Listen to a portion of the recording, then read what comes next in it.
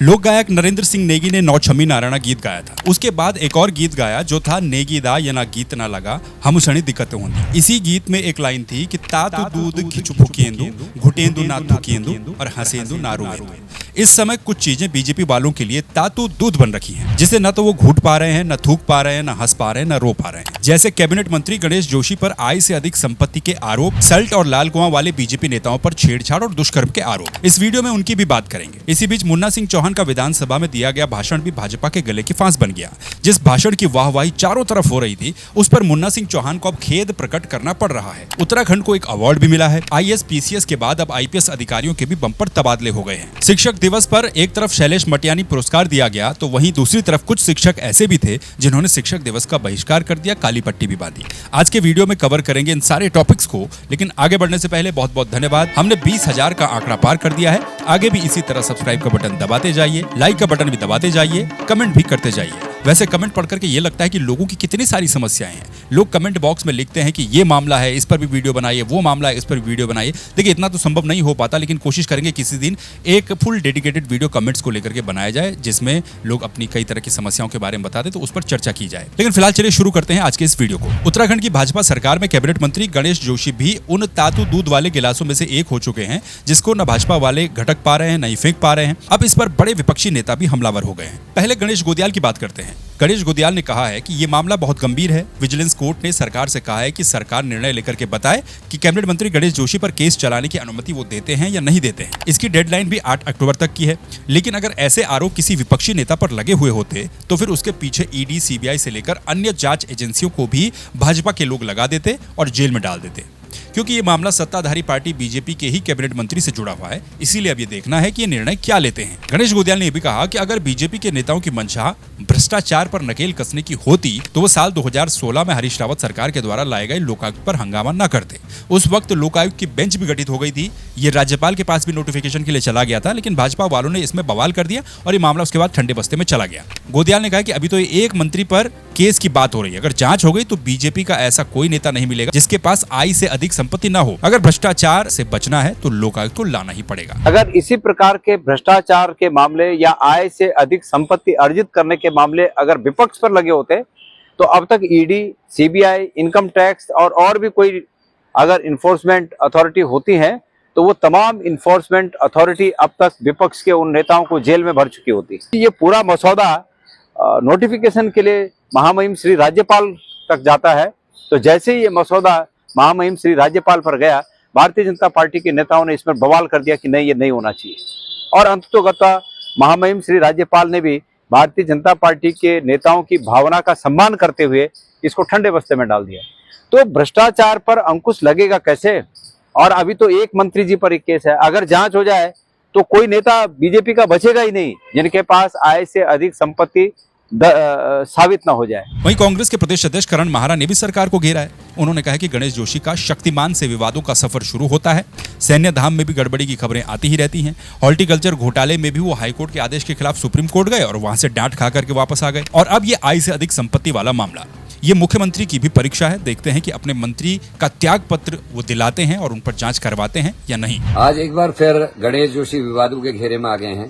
शक्तिमान से विवादों का सफर शुरू हुआ था और उसके बाद सैन्य धाम में घोटाले की खबरें लगातार समाचारों में आती रही।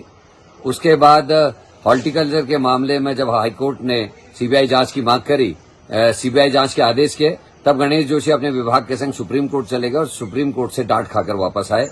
और अब आय से अधिक संपत्ति के मामले में उनकी जांच होनी है। हम चाहते हैं मुख्यमंत्री स्वयं संज्ञान लेकर जांच को बैठाएं और जो वो बात करते हैं सुचिता की, वो बात करते हैं जीरो टॉलरेंस की।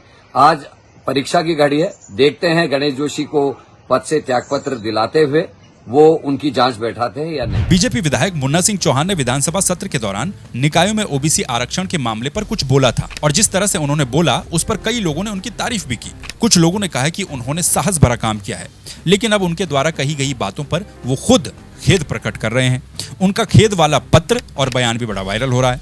विधानसभा में मुन्ना सिंह चौहान ने जो कहा वो दरअसल बीजेपी के गले की फांस बन गया और बीजेपी ने मुन्ना सिंह चौहान से अपना पल्ला झाड़ दिया।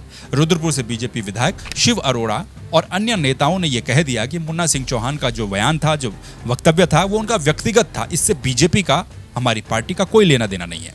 दरअसल मुन्ना सिंह चौहान ने कहा कि उनके बयान को तोड़ा मरोड़ा गया और अन्यथा लिया गया है, जिससे उधम सिंह नगर में रहने वाले नमो शूद्र बंगाली समाज के लोग नाराज हो गए।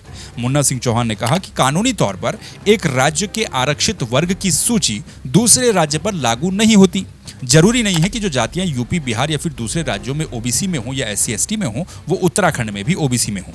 आरक्षित वर्गों का निर्धारण स्टेट स्पेसिफिक होता है। इसी में उन्होंने उधम सिंह नगर में रहने वाले नमो शूद्र बंगाली कम्युनिटी का जिक्र किया था। मुन्ना सिंह चौहान के अनुसार मैंने संदर्भ के तौर पर यह कहा था कि यूएस नगर में नमो शूद्र बंगाली कम्युनिटी रहती है, वो वहां पर रह रहे हैं, उसमें मेरी कोई आपत्ति नहीं है। इसी बात को ऐसा पेश किया गया कि जैसे मैं यानी कि मुन्ना सिंह चौहान ये कह रहा हूं कि ये कम्युनिटी यूएस नगर या फिर उधम सिंह नगर में किसी की कृपा दृष्टि से रह रही हो। मुन्ना सिंह चौहान कहते कि मैं जानता हूं कि इस कम्युनिटी को सरकार के द्वारा बसाने का काम किया गया। ये बहुत ही शांति प्रिय, मेहनती और देशभक्त हैं और ये कम्युनिटी उत्तराखंड का अभिन्न अंग भी है। फिर भी यदि मेरे बयान को जिस तरह से पेश किया गया उससे बंगाली भाई बहनों की भावनाएं अगर आहत हुई हैं तो मैं खेद प्रकट करता हूं। ये उन्होंने बीजेपी के प्रदेश अध्यक्ष महेंद्र भट्ट के नाम लिखित रूप में भी दिया है, यानी कि ये भी कहा जा सकता है कि लिखित रूप में भी माफीनामा दिया गया है। मैंने संदर्भ के तौर पर कहा कि उधम सिंह नगर जिले में जो नमो शूद्र बंगाली कम्युनिटी रहती है वो वहां पर रह रही है और उसके रहने पर किसी को कोई आपत्ति भी नहीं। मेरे वहां पर वो रह रहे, उनके रहने पर कोई आपत्ति नहीं है। इतने से हिस्से को उठा करके संदर्भ से काट करके और ऐसा नैरेटिव कुछ लोगों द्वारा प्रस्तुत किया गया जैसे मानो मैं ये कह रहा हूं कि ये कम्युनिटी उधम सिंह नगर में किसी के कृपा दृष्टि से रह रही है, कोई विजिटर है। मैं ईमानदारी के साथ कह रहा हूं कि मैंने उसी संदर्भ में कहा और उसी उद्देश्य से कहा और मैं जानता हूं ईमानदारी से कि बाकायदा जब ये कम्युनिटी डिस्प्लेस हुई और उधम सिंह नगर में इनको सरकार द्वारा बसाने का काम किया गया तो उधम सिंह नगर में ये बहुत शांति प्रिय, बहुत मेहनती और देशभक्त कम्युनिटी है। तो आज ये उत्तराखंड का अभिन्न अंग है। मेरे कहने का आशय ये था। फिर भी यदि मेरे बयान को तरोड़ मरोड़ करके या संदर्भ से काट करके प्रस्तुत जिस प्रकार से किया गया और उससे बंगाली भाई बहनों की भावना आहत हुई है तो भी मैं अपने उस बयान के लिए खेद प्रकट करता हूं, लेकिन सबसे पुनः अनुरोध भी करूंगा कि कम्युनिटी वेस्ट रिजर्वेशन का, कम्युनिटी वेस्ट आरक्षण का विषय पूर्णतः अलग अलग राज्यों के दृष्टि से उसका निर्धारण होता है। वो स्टेट स्पेसिफिक है, उसको उसी दृष्टि से देखने की जरूरत है। अब वैसे तो हर कोई बात भी करता है और बहुत हद तक फैक्ट भी है कि मुन्ना सिंह चौहान एक जानकार किस्म के नेता माने जाते हैं। कई नेताओं से तो लाख गुना ज्यादा उनका ज्ञान है, चीजों की समझ है, लेकिन ये राजनीति है, वोट बैंक के लिए और पार्टी के लिए सब कुछ करना पड़ता है। कहां उनको मंत्री बनाने की बात हो रही थी और कहां वो अपने दिए गए बयान पर खेद प्रकट कर रहे हैं। सल्ट में भाजपा के एक मंडल अध्यक्ष पर नाबालिग से छेड़छाड़ का आरोप लगा था। भाजपा ने इस मंडल अध्यक्ष को निष्कासित भी कर दिया था। अब पुलिस ने निष्कासित भाजपा मंडल अध्यक्ष पर दुष्कर्म की धारा भी बढ़ा दी है। पीड़िता की मेडिकल जांच और उसकी मां के कोर्ट में दिए गए बयानों के बाद कार्रवाई की गई है। निष्कासित भाजपा मंडल अध्यक्ष भगवत बोरा पर 14 साल की मासूम के साथ छेड़छाड़ करने का आरोप लगा था, जिसके बाद आरोपी पर पॉक्सो समेत कई धाराएं लगाई गई थी। अब इसमें दुष्कर्म की धारा को भी बढ़ा दिया गया है, यानी कि ऐड कर दिया गया है। अब एक और बीजेपी के नेता पर रेप का आरोप लगा था। बीजेपी नेता और लाल कुआं दुग्ध संघ अध्यक्ष मुकेश बोरा पर भी एक महिला ने आरोप लगाया था कि उनके द्वारा उनका यौन शोषण किया गया है। महिला की नाबालिग बेटी ने भी मुकेश बोरा पर छेड़छाड़ का आरोप अब लगा दिया है, यानी कि अब भाजपा नेता पर पॉक्सो एक्ट की धारा को भी बढ़ा दिया गया लाल कुआं वाले मामले में। मुकेश बोरा पर गिरफ्तारी की तलवार अभी लटक ही रही है, लेकिन गिरफ्तारी अभी हुई नहीं है। पुलिस ने पीड़िता की बताई गई जगहों पर निरीक्षण भी किया और साक्ष्यों को जुटाने का काम भी फिलहाल किया गया है। अब इस मामले में पीड़िता ने गिरफ्तारी न होने पर आत्मदाह की चेतावनी भी इससे पहले पुलिस को दी थी, लेकिन उस संबंध में पीड़िता को समझा दिया गया है। खैर, देखें कब तक गिरफ्तारी होती है। और इन दोनों मामलों में आप बिल्कुल कंफ्यूज ना होइएगा। एक सल्ट वाला मामला है जहां पर भगवत बोरा है और एक लाल कुआं वाला मामला है जहां पर मुकेश बोरा नाम भाजपा नेता का है। आईएएस पीसीएस के बाद अब बारी आ गई है आईपीएस की। सरकार ने 15 आईपीएस अधिकारियों को इधर से उधर कर दिया है, जिसमें 5 जिलों के पुलिस कप्तान बदले गए हैं। कानून व्यवस्था की जिम्मेदारी अब खुद उत्तराखंड के डीजीपी अभिनव कुमार देखेंगे। अरुण मोहन जोशी को निदेशक यातायात के साथ ही आईजी चारधाम यात्रा प्रबंधन की जिम्मेदारी दी गई है। आयुष अग्रवाल को टिहरी और मणिकांत मिश्रा को उधम सिंह नगर का एसएसपी बनाया गया है।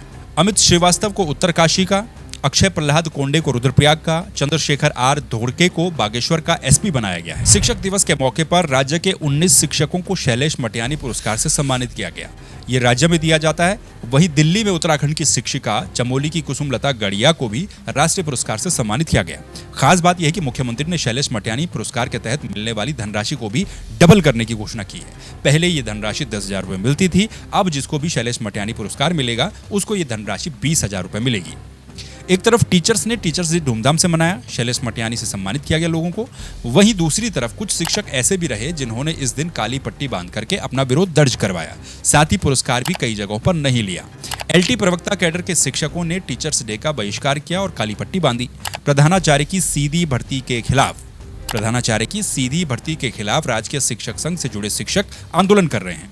इनका मानना है कि प्रधानाचार्य का पद पदोन्नति का पद है। इस पर सीधी भर्ती की नियमावली में भी काफी विसंगतियां हैं। इसमें सभी शिक्षकों को शामिल होने का अवसर भी नहीं मिलता है। सरकार इसे तत्काल निरस्त करे। देहरादून के 171 विद्यालयों में शिक्षकों ने इसके विरोध में काली पट्टी बांधकर शिक्षक दिवस का बहिष्कार किया। अब एक खबर उनके लिए जो राज्य सरकार के कर्मचारी हैं, लेकिन उनका मन है कि वो आरएसएस की शाखाओं में या फिर आरएसएस के कार्यक्रमों में जाएं। उत्तराखंड सरकार ने सरकारी कर्मचारियों को आरएसएस की शाखाओं या फिर कार्यक्रमों में जाने की अनुमति दे दी है।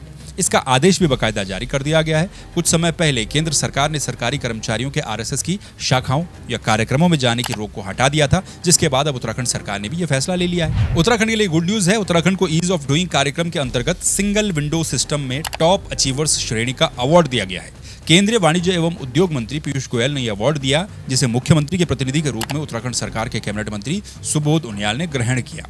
ईज ऑफ डूइंग का सीधा मतलब यह है कि उत्तराखंड में निवेश करने वाले निवेशकों को ज्यादा दिक्कतें ना हो, इसके लिए एक सिंगल विंडो सिस्टम होता है, जिसके माध्यम से एक ही जगह पर सभी समस्याओं को देखा जाता है और उनका समाधान किया जाता है। तो ये तो था आज का वीडियो। आप अपनी प्रतिक्रिया को कमेंट बॉक्स में जरूर रखिएगा और इस चैनल को लगातार सब्सक्राइब करते जाइए। अगर आपने अभी तक नहीं किया है, फेसबुक पर भी फॉलो करें।